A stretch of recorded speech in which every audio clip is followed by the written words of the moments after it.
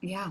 Every day. I feel like we realized at one point, I think there was one day that we didn't, and that was the day that we were just deliriously laughing, me not being able to push the wheelchair. Yeah, yeah, But every other day, it was really intense and emotional. And like, what's funny to me, and when we lived it, we were like, oh, wow. But like, Nick and I had never met until the night before we started shooting. And obviously, the whole heart of this movie is our love story and our chemistry. And we had only met through Zoom like this, I guess. And the next day, we got married. Scared I was. yeah, yeah. You were like, this is triggering. I do It not. just felt, and it was like the common thing is like, it just all felt so real, all constantly. It was wild. We were like, is that judge real? Like, are we technically married now? Yeah, because she was good as well. She was like, It was really good. no. So we got married on, but on the first day, we You got shipped off to war on the second day, the deployment scene, which was really a big one. yeah, and you confessed your undying love for me on that. We. But yes, that night, I remember like as the sun was setting, we had like 2 takes, and it was like Sofia running in these massive heels to go tell Luke. And by the end of the week, we'd done the sort of the motel scene. The love scene, yeah. So it was like hit Yeah. up. We had to just kind of dive right into this and like trust each other. But yeah, like what you were saying, so much of it was really, really emotional. And it's just kind of why, I mean, I guess it's quite beautiful, right? To know that everything that we put in those moments, and when you and I were so frustrated at ourselves, and like, yeah, people are connecting to it. Yeah, and it's like, I mean, I'd be lying if I said there wasn't like a part of me that was like totally shocked by this, because I think for me, a lot of the times I do these projects and I just assume that they're just going to go into this hole and no one in the world is going to see them at all. Yeah. You try and like emotionally detach because you put so much into Well, you're it. protecting yourself. Yeah, you put so much into a character, and you don't want to get Heartbroken. So, but it's been this. I'm not sure how it's been for you, but for me, it's been this bizarre thing because I've been on this other job and we've been filming in the countryside, but oftentimes I have zero connection.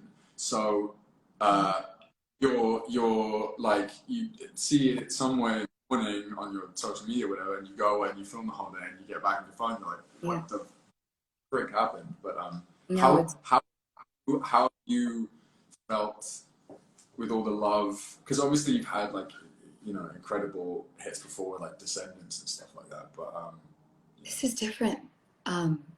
Yes, Descendants definitely was a phenomenon, and it changed my life. But I don't know, Nick, what has happened this last week, and it's pretty extraordinary. It's really, really, really extraordinary. Like everything that's happening, not only with the movie, #1 now in 80 countries, 7 days straight.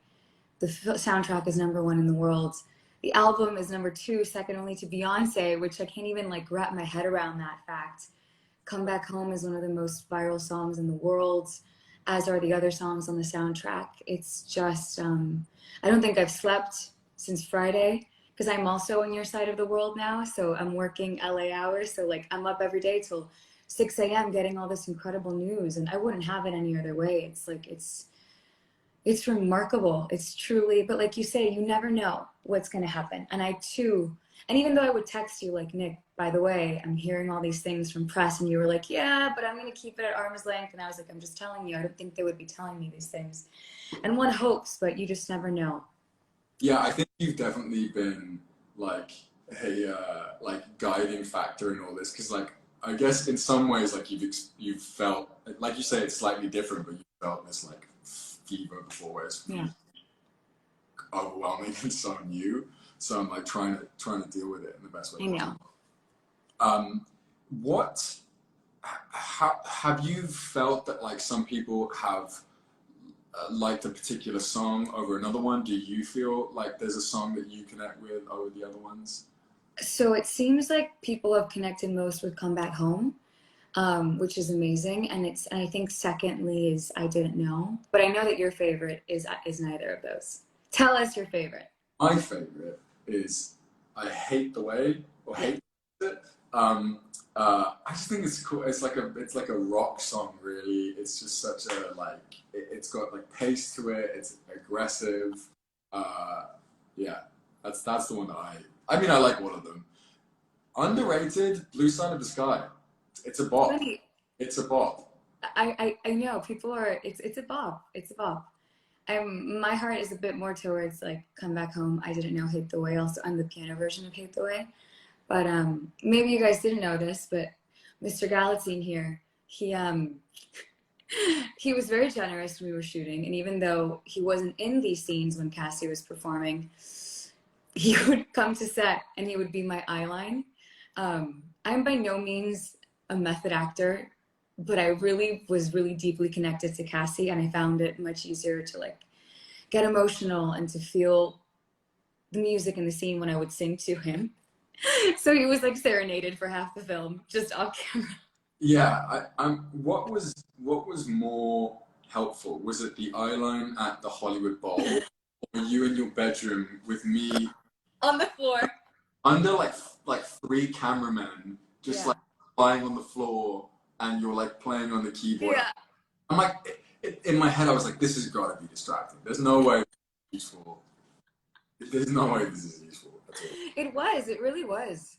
It really was. I would have told you if it wasn't. It was. I mean, it was quite funny that you're like, yeah, don't worry, I'll just lay on the floor for her. And it was nice because I didn't get to sing to just a black screen, you know, like I was actually singing to you. Yeah, that's like the hard thing about a lot of acting is you're oftentimes in these situations where you're asked to emote something, but not given any of the like human tools that we usually use to emotional beings. But Carson, how are we doing this? Do we look at what these people are? So I, being the nerd that I am, Okay. I wrote down 10 questions. I'm at a hotel, so I had to resort to hotel paper and pen. So I think it might be easier because it's going to be hard to read the ones that are coming in here. So, Galitzine, Carson, Galitzine, what is one thing that you each learned from your character? Oof. What do you mean, like learned about? I think that's something that you took away from Luke. Oh, okay. Do you want to take this first? Yeah. And I think you knew about this, but before I went into this movie, I was so scared.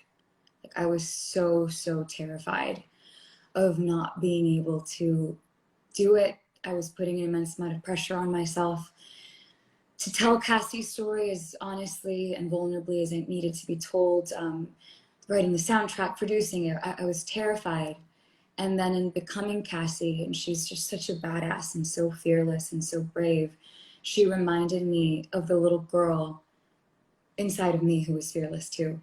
And I'll always thank her for that. That's a good one. It's really good. Yeah, it's hard. It's because I think inevitably with a lot of characters you put like some things in of yourself. Correct. I think one thing I maybe not necessarily learned, but I'm not actually getting emotional here. I'm choking on my. Don't lie. He's getting emotional. It's just so it's hard. too much. It's so much. No. One thing I really feel like I appreciate about Luke is the arc that he kind of went on throughout the movie, and I think like we meet him in a place where he's very afraid, and you know a lot of his beliefs have kind of been influenced by his upbringing and the situations that he's in, and he meets a very fierce adversary in Cassie who's very much I think a force of education, and I think it like affects him as a Marine, like how he goes over there, how he deploys, you know, how he is when he comes back, the growth they kind of have just having to be in the sort of close proximity of each other. And I think, you know, constantly reanalyzing our beliefs and making sure that they are the right ones I think is something that we can all adopt to kind of reach a, I don't know, a sense of growth. Good one. Thank you.